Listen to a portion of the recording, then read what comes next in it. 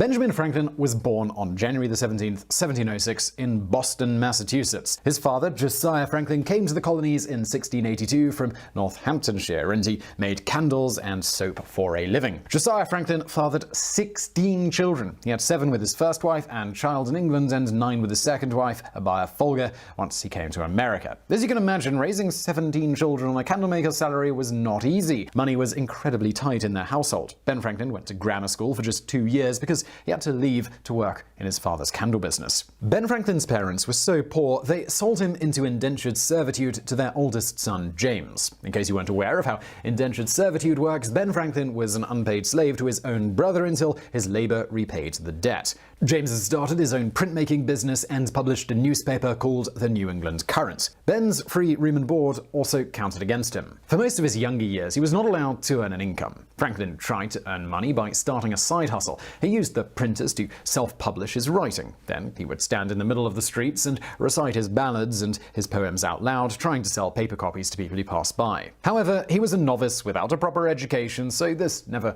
really made enough income to support him. Franklin then tried to get married at age 19 to a woman named Deborah Reed. At the time when a man got married, they received a dowry from the woman's father, which would have helped him pay off his debt. At first, he thought he could live together with Reed's parents, but once her father found out that Franklin was an indentured servant, he retracted his permission for the two of them to marry. After rejecting Ben Franklin, Deborah Reed's parents arranged a marriage for her to a man named John Rogers. However, it turns out that Franklin wasn't the only one who was eyeing Deborah's dowry. Rogers lied about having a job, and he was actually unemployed. He spent all the money and got them both into a massive amount of debt. One of John Rogers' friends from England came to visit and was shocked to see that he had a wife because he was already legally married back in the UK. After being exposed, John Rogers jumped on the next boat back to England. Obviously, this was a disaster, and Deborah Reed could not get a divorce because he wasn't around to sign the paperwork. Meanwhile, Ben Franklin was enjoying his life as a bachelor. In his autobiography, he wrote about what sounds like a sex addiction. The hard-to-be-governed passion of my youth had hurried me frequently into intrigues with low women that fell in my way. By the time Ben Franklin and Deborah Reed reunited, he had gotten another woman pregnant out of wedlock. He showed up with a baby who he called William. No one knows the identity of this mystery woman or why she abandoned their child. Deborah Reed, though, was just happy to have Franklin back, and she agreed to help raise William. Since Reed never got a divorce, they could not get legally married. They went on to have 2 more children together and live as common-law husband and wife.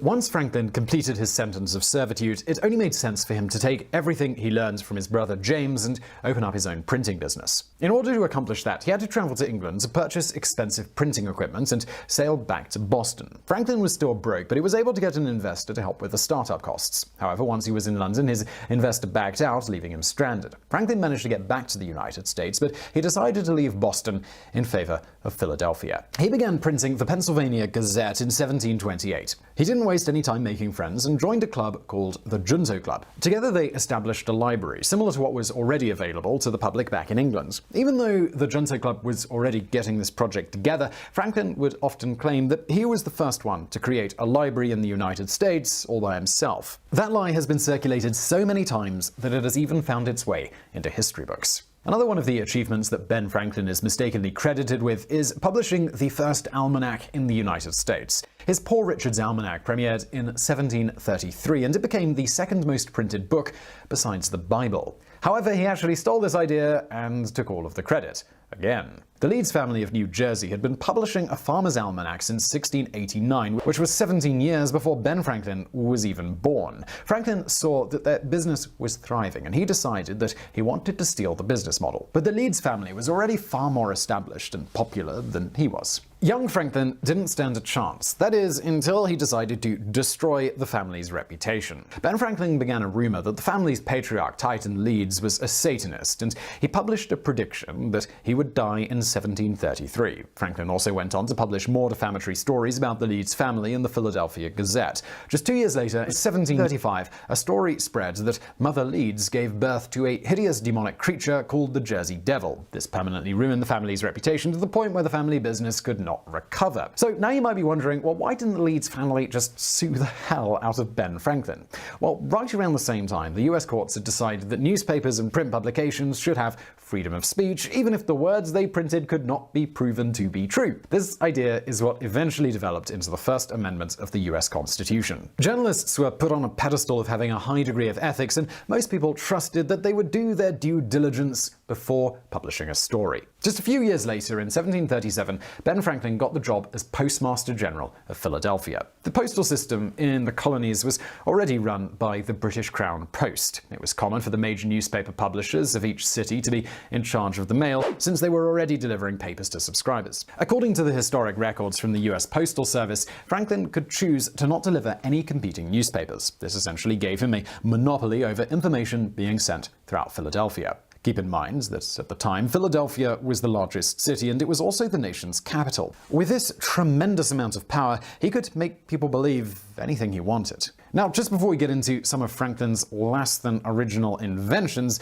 let me tell you a bit about Brilliant. Brilliant are a science learning platform that allow you to learn through active learning, which, summed up, is basically the opposite of that feeling of reading a complex paragraph about some principle and then just have no idea what's going on even when you've read it 10 times and it's still just a blur and you don't even remember what you read. Active learning is the opposite of that, and that's what Brilliant is about. Basically, they give you a short paragraph to read, a concept for you to grasp, and then they give you a question on it immediately afterwards. So you're applying that knowledge immediately, and this is an incredibly effective way to learn. Now, you've heard me talk about Brilliant a bunch. They've got lots of cool stuff on there. They've got these daily challenges where every day you can take 5 minutes to just go through a question. This is perfect if you're busy, if you're someone like me, don't have a ton of time every day to sit down and do something, but you can take 5 minutes a day on your commute to work or whatever and just do a quick daily challenge. It's that, again, bit of information, quick question underneath, and you can just whip through one of those, and it's a fantastic way to basically grasp a concept that you didn't think you'd be able to grasp. It's a really effective way to learn. Also, speaking of doing these on your commute, Brilliant now have offline mode, so you can get the Brilliant app, you can use it offline, so you don't have to use your data, or if you've got a spotty internet connection, if you're on a flight, stuff like that, it doesn't matter. So, if you want to support Biographics, which is always good of you, and get unlimited access to all of Brilliant's in-depth maths and science courses, you can head over to brilliant.org/biographics and get 20% off their annual premium subscription. And let's get back to Franklin.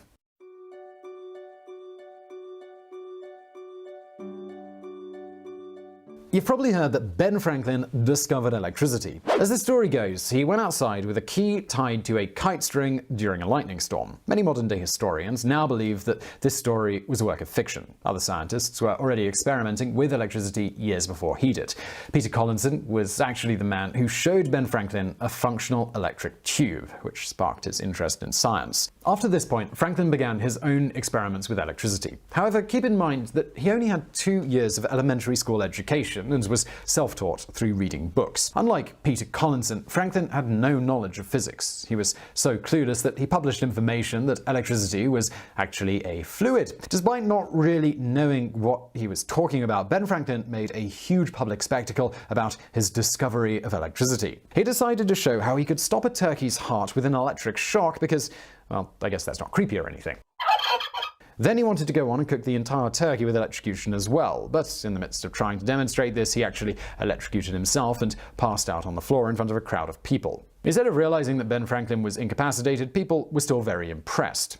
And this allowed him to develop a reputation of being a scientist. He went on to supposedly invent several other things, like the Franklin stove, which was actually a copy of the design of a fireplace at the Louvre in Paris. And further, the College of Optometrists has serious doubts that he actually invented bifocal eyeglasses. The list of examples goes on and on. The deeper your research, the more you realize that Ben Franklin may not have invented anything, and that all of his ideas most likely came from books and people that he met. He never filed a single patent, never registered any copyright, and in his autobiography, he claimed that he chose not to do this because he was such a great guy and wanted to share these brilliant ideas with the world without profiting. The reality was that if he filed a patent for an idea that wasn't his, he was just asking to get sued. Even though he never made any money from these inventions, Benjamin Franklin was still a successful businessman. By the time he was in his 40s, his employees were running the newspaper without him, and he was able to focus on his position as Postmaster General. He would travel around the country for public speaking engagements with members of the British Parliament. When he was 51 years old, Benjamin Franklin moved to England in order to negotiate on behalf of the colonists of Pennsylvania.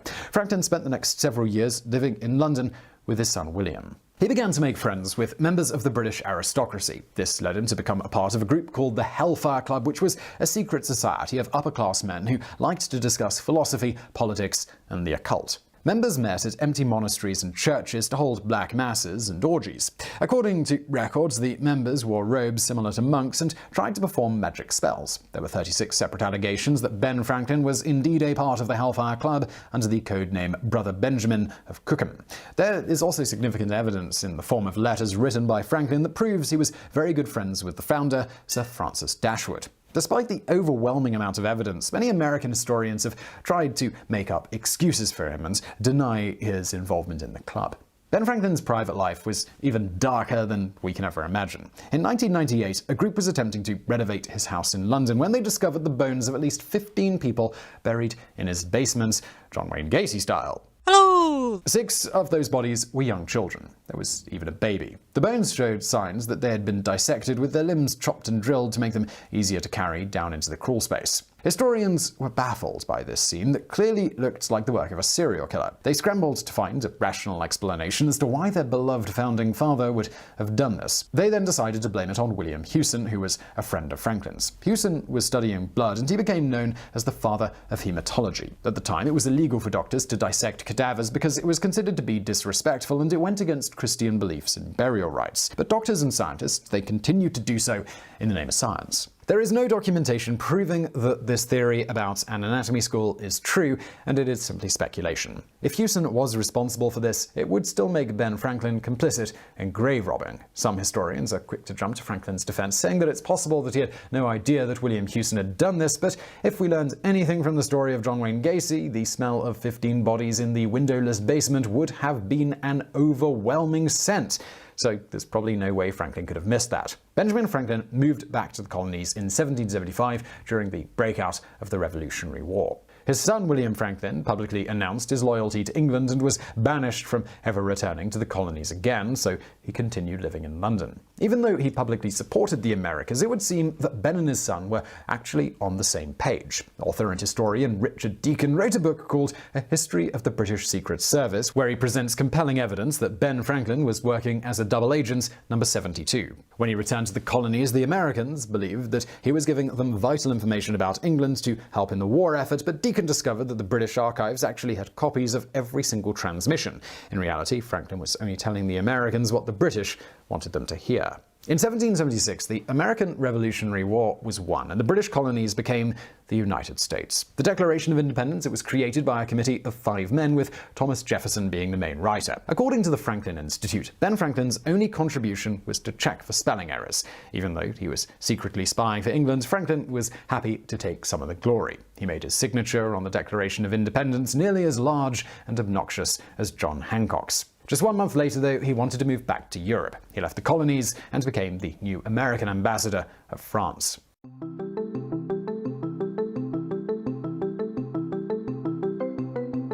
In 1777, Ben Franklin began his new life in Paris. At this point, he was a celebrity, and it was well known that he was one of America's founding fathers. The French had helped during the American Revolution, so the excitement of the victory was still in the air. People were also invested in reading the stories about everyone involved. The French Revolution, it was only a few years away in 1789. French women thought that these stories, they were exciting, and they imagined American men to be brave and heroic. Even at 71 years old, Ben Franklin had no problem impressing the ladies with his stories, and he started living his best life. At this point, he had no longer any filter. He began to earn a reputation for being gluttonous, lecherous, and partying really hard. When John Adams went to visit Franklin in Paris, he came back disgusted by how he was wasting taxpayer dollars on his extravagant new lifestyle. Thomas Jefferson also wrote about Franklin, "I have marked him particularly in the company of women, where he loses all power over himself and becomes almost frenzied."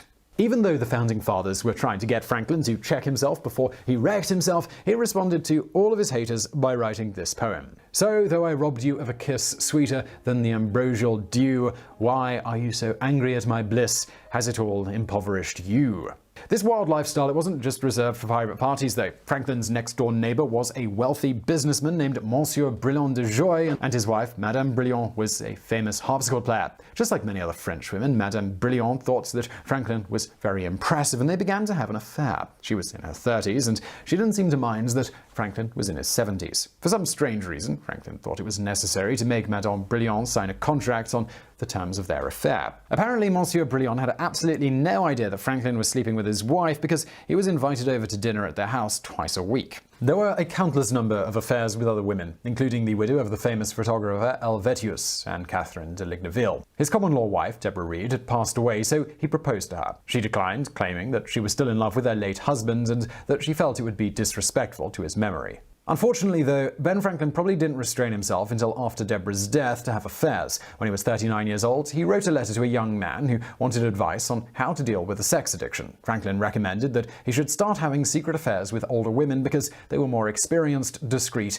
and willing to treat younger men very well. He also mentions that after menopause, there is no hazard of children. When you go through all of the very specific details he gives in that letter, it's obvious that Franklin was speaking from experience. After the other founding fathers saw his true colors, word began to spread that Franklin was actually a lecherous old man. Most people felt that this was acceptable considering all of his other accomplishments. And of course, he came up with excuses for his poor behavior. In one of his essays, he wrote that he developed a method of trying to see if it was possible for a human being to actually achieve perfection. His list of 13 virtues were as follows: temperance, silence, order, resolution, frugality, industry, sincerity, justice, moderation, cleanliness, tranquility, and chastity. Franklin claims that he would make attempts to improve his personality only to realize that the harder he tried to be good at one thing, he would begin to lack in other aspects of his life. He concluded that it's not possible for someone to ever be perfect. So if you can't be perfect, why even try to be a good person, right?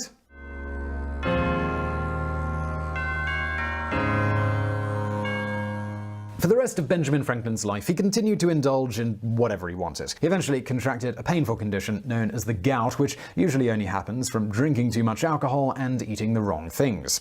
During his recovery, he wrote a fake conversation with his disease. Through this, we find out that in his later years, the only exercise he got in a day was the walk from his carriage to a restaurant and then back again. The rest of his time was spent lounging around, drinking tea, eating, reading books, and spending time with the ladies.